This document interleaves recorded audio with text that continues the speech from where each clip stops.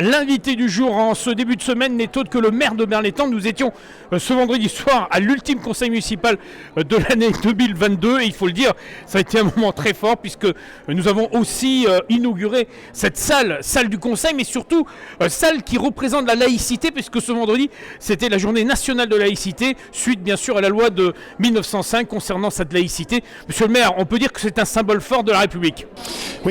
Oui, c'est très symbolique ce qu'on vient de faire aujourd'hui, cet hommage à Samuel Paty. À l'unanimité du conseil municipal d'ailleurs, on avait proposé d'inaugurer cette salle du conseil municipal. Oui, je crois que c'était au mois de mai. Au mois de mai 2022. Et donc à l'unanimité du conseil municipal, tout le monde a décidé de faire en sorte que cette belle salle du conseil municipal, lieu d'expression de la démocratie, lieu d'expression de la liberté, lieu d'expression de l'égalité, aussi de la fraternité, soit dénommé Samuel Paty.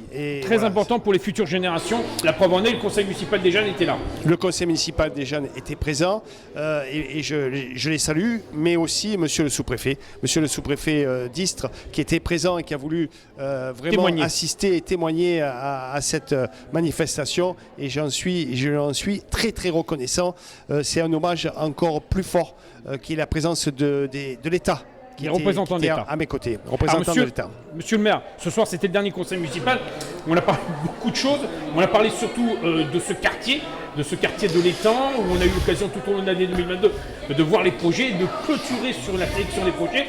Et ça s'appellera les Rives de l'Étang. Et là, je crois qu'on peut dire qu'on a fait un grand pas, en tout cas ce soir, sur ce dossier. Oui, c'est une délibération un peu informelle que l'on a passée concernant les Rives de l'Étang, cet écoquartier que tout le monde attend de ses voeux et qui permettra à tous les Béroises et les Bérois de pouvoir se loger. Il y a de grosses difficultés de logement sur la commune, mais par ce projet, je pense qu'une grande partie pourra trouver de la location, trouver une propriété à bas prix et de telle façon à pouvoir se loger décemment dans un quartier écologique, tout à fait connecté, environnemental, avec plein d'innovations à l'intérieur.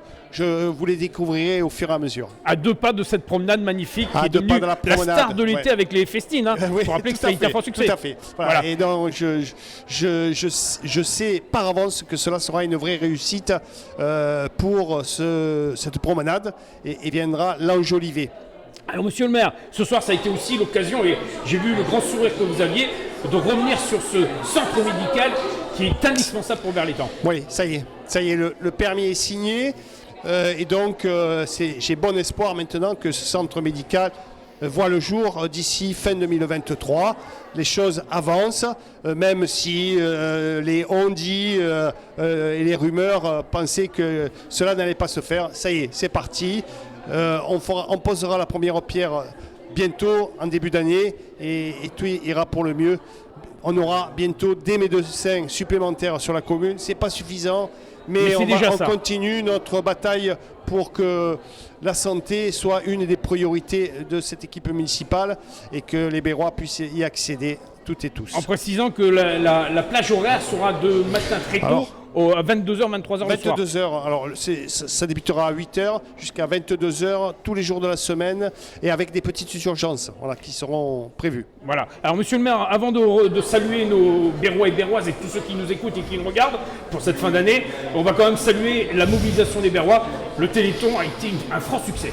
Oui, vous avez vu, on a voté une délibération concernant une subvention complémentaire pour le Téléthon.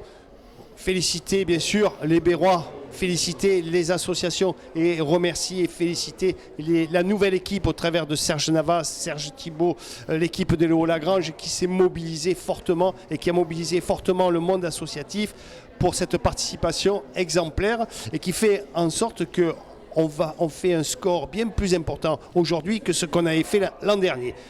On atteint le chiffre de plus 26 000 euros. Voilà. Je pense que c'est un des records du département par tête d'habitant. Tout à fait. Et merci aux Bérois et à leur solidarité. Et ils ont bien mérité qu'on salue cette fin d'année. Alors il n'y aura pas la patinoire parce que là on fait des économies et c'était trop germivore. Mais c'est surtout qu'il y aura la piste de karting, le village pour les enfants, le marché avec nos commerçants et on terminera avec des feux d'artifice.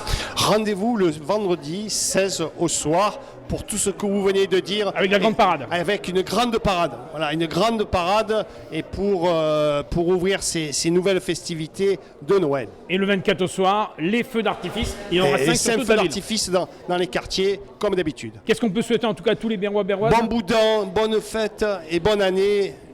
Par avance, on voilà. le dira ensuite, mais bon boudin en tous les cas pour cette année, pour cette fin d'année. Voilà, à Longuevin. Alain Kevin. Merci monsieur le maire.